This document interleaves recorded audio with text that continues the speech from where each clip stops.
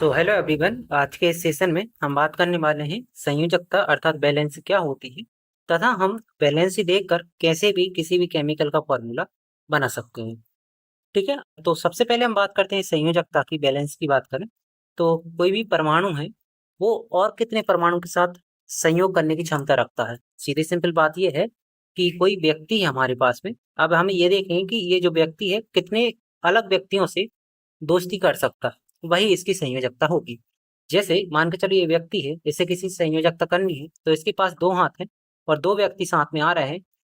ठीक है, दो मान के चलो, दो नहीं आ रहे, यहाँ से तीन व्यक्ति साथ में आ रहे हैं।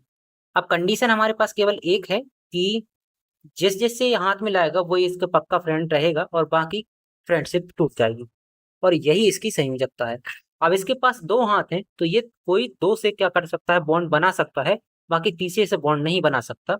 इसलिए हम बोलेंगे इसकी संयोजकता कितनी है, केवल दो है।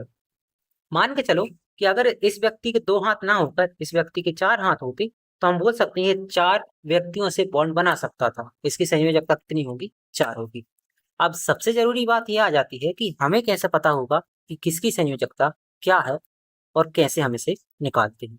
ठीक है, तो ये पता करने के लिए आपको जरूरी है कि आपको पता होनी चाहिए इलेक्ट्रॉनिक विन्यास कैसे निकालते हैं। अगर आपको किसी भी जो हमारे पास परमाणु होता है उसका इलेक्ट्रॉनिक विन्यास आता है निकालना, तो आप बता सकते हो कि आखिर उसके हाथ कितने, मतलब कितनी संयोजकता से कितने से बॉन्ड बना सकता है। ठीक है, तो याद रखो, जैसे हमारे पास नाइट्रोजन है, यहाँ पे नाइट्रोजन है तो नाइट्रोजन को लिखने का तरीका है 1s2 2s2 2p3। तो हमें देखना है संयोजकता देखने के लिए अंतिम इलेक्ट्रॉन देखने हमें कि अंतिम इलेक्ट्रॉन कितने हैं, मतलब अंतिम कक्षा में कितने इलेक्ट्रॉन हैं। ठीक है, उसके बेस पे हम बताएं कि उसकी संयोजकता कितनी हो सकती है। ठीक है, जैसे नाइट्रोजन के केस में देखें तो अंतिम कक्षा कौन है, टू है, तो 2s2 2p3, मतलब अंतिम में कक्षा में हमारे पास पांच इलेक्ट्रॉन है। और फास्फोरस में अगर हम देखें तो अंतिम कक्षा में हमारे पास में यहाँ पे भी कितने हैं, पांच इलेक्ट्रॉन है। ठीक है, मोस्टली हमारे पास पांच इलेक्ट्रॉन दिख रहा है क्योंकि ये हमारे पास कौन सा ग्रुप है, नाइट्रोजन ग्रुप है। अब जरूरी बात क्या है वो आप याद रखो।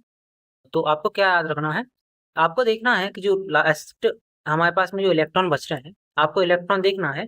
अगर हमारे पास में जो इलेक्ट्रॉन है, अब वो हम देखें कि अगर आपको दिख रहा है कि चार से कम है इलेक्ट्रॉन, तो जो भी हमारे पास में लास्ट इलेक्ट्रॉन है आप बोलना वही उसकी संयोजकता होगी। और अगर आपको लग रहा है कि चार से ज्यादा इलेक्ट्रॉन है तो आपको क्या करना है, एट माइनस वो करना है जो अंक आ रहा है। जैसे कि यहाँ पे चार से ज्यादा थे पांच, तो आप बोलोगे 8 - 5 करेंगे हम, तो हमारे पास आ रहा है 3। तो इसकी संयोजकता कितनी होगी, 3 होगी। ओके, ठीक है। तो सीधी सिंपल हमने बोल दिया आपको कि आप एक फॉर्मूला याद रखो, बाकी आपको कुछ याद नहीं रखना है। यहाँ पर कि आपको क्या देखना है कि अगर संयोजकता चार से कम है, चार से हमारे पास कम है तो वही उसकी संयोजकता होगी। मतलब इलेक्ट्रॉन अगर चार से कम है लास्ट कक्षा में तो वही उसकी संयोजकता होगी।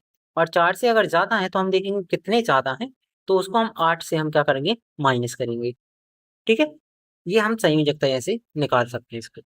ओके, तो अगली बात हम करते हैं। जैसे हम देखते हैं यहाँ पे तालिका आप देख रहे हो, यहाँ पे सबकी संयोजकता दी है। जैसे हाइड्रोजन की एक है, अब कार्बन की चार है, सोडियम की एक है, ऑक्सीजन की दो है, मैग्नीशियम जो है दो है, कैल्शियम की दो है, एल्यूमिनियम की तीन है और क्लोरीन की एक। अब हम बात करते हैं कि आखिर हम इन्हें फॉर्मूला कैसे बनाते हैं। तो देखो, सबकी सबसे पहले आपको याद होनी चाहिए कि आखिर संयोजकता है कितनी। जब आपको ये पता चल जाएगा संयोजकता है कितनी, तो आपको वो संयोजकता लिख लेनी है।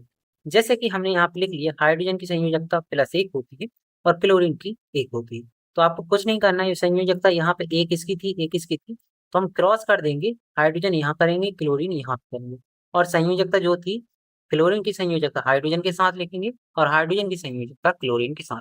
अब इस केस में देख रहे हैं तो दोनों एक एक थी, इसलिए हम लिखने की जरूरत है नहीं। वहीं पे हम बात करते हैं, यहाँ पे हाइड्रोजन है हमारे पास में और यहाँ पे SO4 है और इसकी संयोजकता है 2 - ठीक है, हमने क्या किया, आप यहाँ पे हाइड्रोजन लिखो, यहाँ पे SO4 लिखो। लेकिन याद रखो जो SO4 की संयोजकता है वो हाइड्रोजन के साथ लिखेगी, इसलिए फॉर्मूला बन जाता है हमारे पास में H2SO4। ठीक है, अब हाइड्रोजन की +1 है, अगर हम SO4 के साथ लिखेंगे तो 1 का कोई वैल्यू नहीं होता, इसलिए हम जब रहने देंगे। ठीक है, ओके। यहाँ पे हमारे पास हाइड्रोजन है और यहाँ पे NO3 है। अब NO3 की जो हमारे पास संयोजकता होती है -1, तो यहाँ पे -1 हो जाता है, इसको डायरेक्ट हम HNO3 लिख सकते हैं। ठीक है, बाकी इसमें आप कहीं भी दिक्कत नहीं होती। एक दो एग्जाम्पल हैं अलग से, अगर आपको समझना है तो हम आपको ब्लैंक पेज पे बता दे रहे हैं कि आप कैसे समझ सकते हो। जैसे मान के चलो हमारे पास यहाँ पे कोई अच्छा एग्जाम्पल हम ले लेते, यहाँ पे हमारे पास नाइट्रोजन है और ये हमारे पास में हाइड्रोजन है। ठीक है, अब हमें पता है जो हाइड्रोजन है इसकी संयोजकता 1 है और नाइट्रोजन की संयोजकता हमारे पास में 3 है। तो हम क्या करेंगे, हमें फॉर्मूला बनाना है। तो क्या करेंगे, नाइट्रोजन और हाइड्रोजन दोनों को साथ में लिखेंगे, हम नाइट्रोजन और हाइड्रोजन को साथ में लिखा। अब हम क्या करेंगे, जो नाइट्रोजन की संयोजकता है वो हाइड्रोजन के साथ और हाइड्रोजन की संयोजकता जो हमारे पास में निकली है वो नाइट्रोजन के साथ लिखेंगे। तो हाइड्रोजन की 1 है और नाइट्रोजन की 3 है तो वो हाइड्रोजन के साथ लिखो, तो हमारे पास फॉर्मूला बन जाता है NH3। ये तो कोई भी फॉर्मूला बनता है वो इसी बेस पे बनता है कि सामने वाले की आर की वैलेंसी थी कितनी।